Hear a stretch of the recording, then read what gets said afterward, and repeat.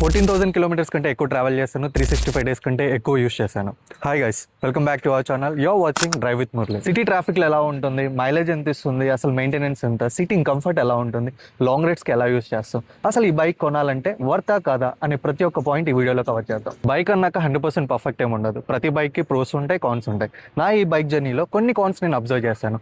Video end వరకు చూడండి, cons నేను ఎక్స్ప్లెయిన్ చేస్తాను. ముందైతే మంచితో స్టార్ట్ చేద్దాం. చెప్పాలంటే ఇది నా ఫస్ట్ రాయల్ ఎన్ఫీల్డ్. లాస్ట్ బర్త్డేకి మా పేరెంట్స్ గిఫ్ట్ ఇచ్చారు. ఒక్క గీత పడకుండా చాలా జాగ్రత్తగా చూసుకున్నాను. ఫస్ట్ అయితే డిజైన్ అండ్ బిల్డ్ క్వాలిటీ గురించి మాట్లాడదాం. నేను తీసుకుంది వచ్చేసి సూపర్నోవా. సూపర్నోవా అంటేనే మీటియోర్లో టాప్ మోడల్.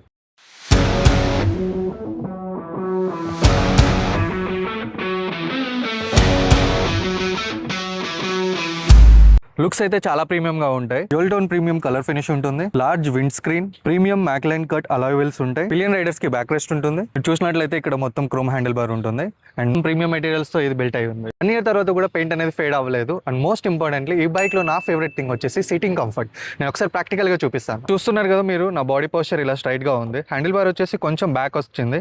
ఫుట్ పెడల్స్ కూడా కొంచెం ముందుకు వచ్చాయి. దీనివల్ల ఏంటంటే మనకు బాడీ అనేది చాలా కంఫర్టింగ్ గా ఉంటుంది. లాంగ్ రైడ్స్ కి కానీ సిటీ ట్రాఫిక్ లో కానీ నడిపేటప్పుడు మనకి ఎలాంటి బ్యాక్ పెయిన్ అనిపించదు. అండ్ చాలా వరకు మనం మార్కెట్లో చూస్తూనే ఉంటాం, బైక్స్కి వచ్చేసి హ్యాండిల్ ఇలా ముందుకు ఉంటుంది. సో దానివల్ల ఏమవుతుందంటే ఎక్కువ రైడ్ చేయాలన్నా, ఎక్కువ ట్రాఫిక్లో రైడ్ చేసేటప్పుడు మనకు బ్యాక్ పెయిన్ అనేది కంటిన్యూస్గా అబ్జర్వ్ చేస్తుంటాం. కానీ ఈ బైక్లో మాత్రం మనకు ట్రాఫిక్లో కానీ లాంగ్ రైడ్లో కానీ చాలా కంఫర్టింగ్గా ఉంటుంది. నా హైట్ వచ్చేసి 5'11".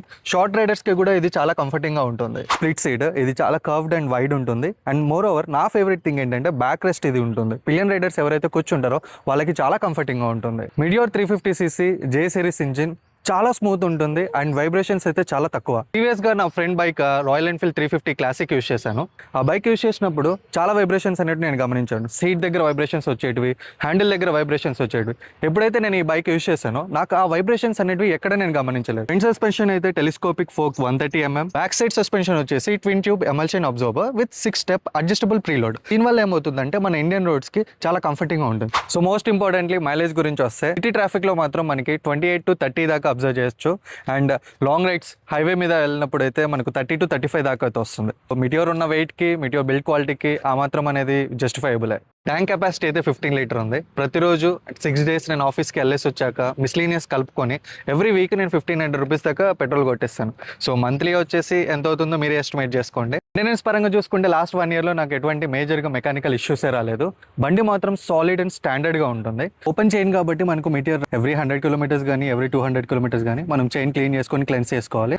మిటియోర్ 350లో వచ్చేసి కొన్ని కూల్ ఫీచర్స్ ఉన్నాయి. అందులో నా ఫేవరెట్ వచ్చేసి ఇన్స్ట్రుమెంట్ క్లస్టర్. స్పీడోమీటర్ కానీ, టైం కానీ, గేర్ షిఫ్టింగ్ కానీ ఎవ్రీథింగ్ అనేది అక్యురేట్ గా ఉంటుంది. మనకు ఒకవేళ పెట్రోల్ అయిపోయినా కూడా ట్రిప్ ఎఫ్ లో మనం 120 kilometers దాకా ట్రావెల్ చేయొచ్చు. ఇది నావిగేషన్ ట్రిప్పర్. దీన్ని కనెక్ట్ చేసుకోవాలంటే మనం ఖచ్చితంగా రాయల్ ఎన్ఫీల్డ్ యాప్ యూస్ చేయాలి. బ్లూటూత్ ద్వారా ఈ నావిగేషన్ ట్రిప్పర్ అనేది యాప్ నుంచి కనెక్ట్ చేసుకోవచ్చు. సో మనం ఎక్కడికి వెళ్తున్నామో డెస్టినేషన్ డీటెయిల్స్ యాప్లో ఇస్తే గూగుల్ మ్యాప్స్ మొత్తం చూపించదు, కానీ రైట్ లెఫ్ట్ డైరెక్షన్స్ మాత్రమే చూపిస్తుంది. మిటియోర్లో నాకు బాగా నచ్చింది స్టార్ట్ ఇంజిన్ బటన్. సో మనం జస్ట్ ఇలా సైడ్కి పుష్ చేస్తే స్టార్ట్ అవుతుంది. చాలా వరకు బైక్స్కి మనకు ఇలా పుష్ బటన్ ఉంటుంది. సో నాకు ఇది బాగా నచ్చింది. రైడర్కి కాన్ఫిడెన్స్ ఇచ్చేది బ్రేకింగ్ సిస్టమ్. మిటియోర్లో చూసుకుంటే బ్రేకింగ్ సిస్టమ్ మాత్రం సాలిడ్ ఉంటుంది. మనకు ట్రాఫిక్లో నడిపిన, హైవేస్లో వెళ్ళినప్పుడు, లాంగ్ రైడ్స్కి నాకైతే చాలా కాన్ఫిడెన్స్ ఉంటుంది. సడన్గా గుంత వచ్చినప్పుడు కానీ, ఏదైనా ఇబ్బంది ఎవరైనా అడ్డం వచ్చినా కానీ మనం సడన్గా దాన్ని హ్యాండిల్ చేయగలుగుతాం. అంత కాన్ఫిడెన్స్ ఉంటుంది. బిగ్గెస్ట్ కాన్ వచ్చేసి ఈ హెడ్ లైటే. ఆబ్వియస్లీ ఇది LED headlight. Night time ride చేసేటప్పుడు నాకు అంత అక్యురేట్ గా కనిపించేది అయితే ఏం లేదు. సో ఆఫ్టర్ మార్కెట్ నుంచి నేను ఇవి ఫిట్ చేయించాను. ఇవి ఫిట్ చేయించినప్పటి నుంచి నాకు నైట్ రైడ్ కొంచెం ఈజీ అనిపించింది. పిలియన్ రైడర్ కి మాత్రం సీట్ కొంచెం చిన్నగా ఉంటుంది. ఎవరైనా కొంచెం హెవీ పర్సనాలిటీ వాళ్ళు కూర్చుంటే కొంచెం అన్కంఫర్టబుల్ గా ఫీల్ అవుతారు. ఓవరాల్ గా చూసుకుంటే బ్యాక్ రెస్ట్ మాత్రం బెనిఫిటే, కానీ సీట్ మాత్రం చిన్నగా ఉంటుంది. ఇదైతే నా పర్సనల్ ఒపీనియన్. కొంచెం సీట్ వైడ్ గా ఉంటే ఇంకా బాగుంది. బిగినింగ్ లో పెడల్స్ అయితే నాకు ఇవి ఇచ్చారు, కానీ రాయల్ ఎన్ఫీల్డ్ షోరూమ్ నుంచి ఈ పెడల్స్ వేయించుకున్నాను. ఈ పెడల్స్ వాడుతున్నప్పటి నుంచి నాకు కంఫర్టింగ్ గా ఉంది. ఇన్ కేస్ మీకు ఇంట్రెస్టింగ్ గా ఉంటే ఈ పెడల్స్ యూస్ చేయండి. కొంచెం వైడ్ కంఫర్టింగ్గా ఉంటుంది.